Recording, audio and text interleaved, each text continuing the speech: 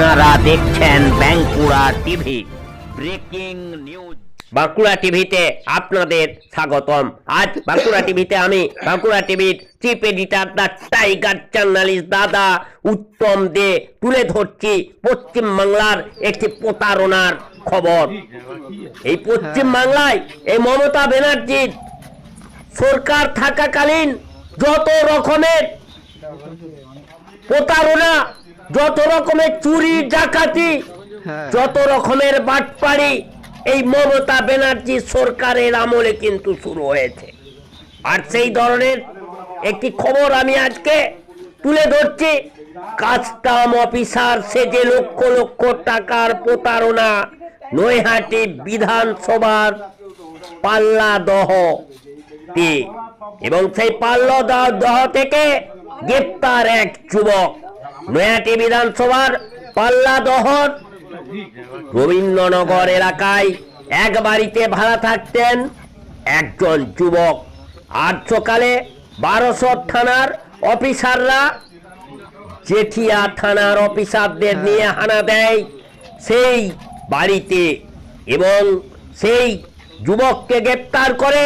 সেই যুবকের বিরুদ্ধে অভিযোগ কাস্টম অফিসার সেজে তিনি লক্ষ লক্ষ টাকার প্রতারণা করেছেন।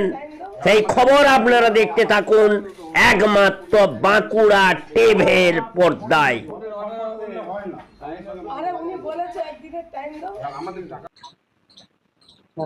আচ্ছা, বলছি যে আপনাদের বাড়িতে যে অভিযুক্ত যে সকালবেলা পুলিশ অ্যারেস্ট করে গেছে ভুয়ো কাস্টম অফিসার সেজে তা প্রতারণা করেছে, কতদিন ধরে আপনাদের বাড়িতে উঠেছিল? 2.5 মাসের কাছাকাছি। আচ্ছা, মানে আপনাদের ডিটেলস দিয়েছিলেন যে আধার কার্ড বা কোথা থেকে তার বাসিন্দা? দেখুন, আমাদের ক্লাবের যে লোকজন আছে ওনারা ভাড়াটে নিয়ে এসেছিল, ঠিক আছে? তো ক্লাব যখন নিয়েছিলেন তো আমাদের তো রাখতেই হবে, কারণ আমাদের সবাই নতুন নতুন বাড়ি করা হয়েছে। তো সেই কারণেই আমরা রেখেছিলাম এবং ওনার থেকে ডকুমেন্ট সবকিছু চাওয়া হয়েছিল যে আমরা থানা থেকে করব যে নতুন ভাড়াটে এসছে। তো কিন্তু উনি বললেন যে আমি একজন কাস্টম অফিসার আছি, আমার এরকম কোনো দরকার পড়বে না। তবুও আমাদের চাওয়া হয়েছিল, তো বলছে আজ দেবো কাল দেবো, এইভাবে চলছিল। পরিবারে কে কে ছিল? পরিবারে ওনার স্বামী স্ত্রী আর একটা ছোট বাচ্চা। ওনার বাবা মাও থাকতেন, মানে ওনার নাকি বারাসাতেও বাড়ি আছে, যাতায়াত করতেন মানে হয়তো যদি 7 দিন এখানে তো 7 দিন ওইদিকে এরকম ভাবে থাকতো। আপনারা আগে জানতেন না যে এরকম একটা ভুয়ো?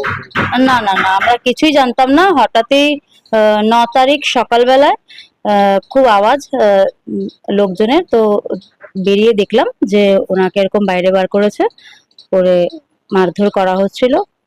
কি কারণ পরে শুনলাম যে বারাসাতের নাকি কোনো চিটিংবাজ করেছে, টাকা পয়সা নাকি অনেককে চাকরি টাকরি দেবে বলে নিয়ে এসছে। তারপরে ওরা নিয়ে চলে যায়, ঘরে তালা ঠালা দিয়ে নিয়ে চলে যায়। তারপরে আজকে আবার এসেছিল, মানে প্রায় 8-9 জন পুলিশ অফিসার এসেছিলেন, বলেছে না রেড করতে এসছে। ব্যাস, তারপরে হ্যাঁ ঘর সার্চ করেছেন, করার পর এবার ঘরের ভেতরে কি হয়েছে পুলিশ তো কাউকে ঢুকতে দেবে না, তাই জানবো না। তো তারপরে সার্চ করে নিয়ে চলে গেছে। ওনার নাম হচ্ছে মিহির ঘোষ।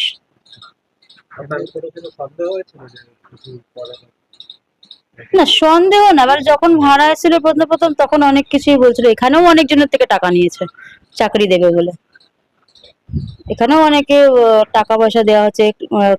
ক্লাবেরই একজন লোক দিয়েছেন 1,80,000 টাকা মতন, আরো অনেকে অনেক দিয়েছে, সব তো আমি বলতে পারবো না। রবীন্দ্রনগর।